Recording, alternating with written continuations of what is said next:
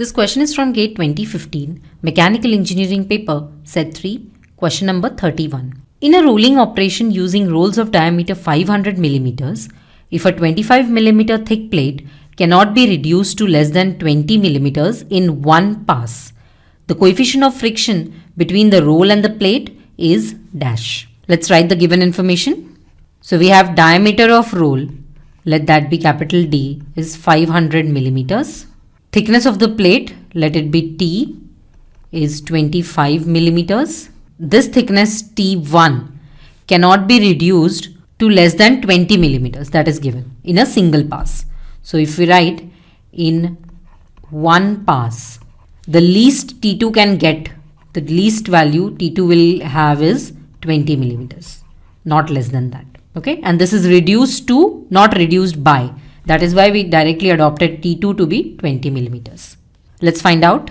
We need to find the coefficient of friction between the roll and the plate. So we need to find out mu. Let's find this out. So we have this relation, change of thickness delta T of the plate is equal to square of coefficient of friction mu square into radius of the roll. So we are being given the diameter of roll. To find out the radius, we need to do d by 2. So radius of the roll r is equal to d by 2, which is 250 millimeters. Also, we are being given initial and final thickness of the plate. So we can find out the change in thickness delta t as t1 minus t2, which is 25 minus 20, 5 millimeters.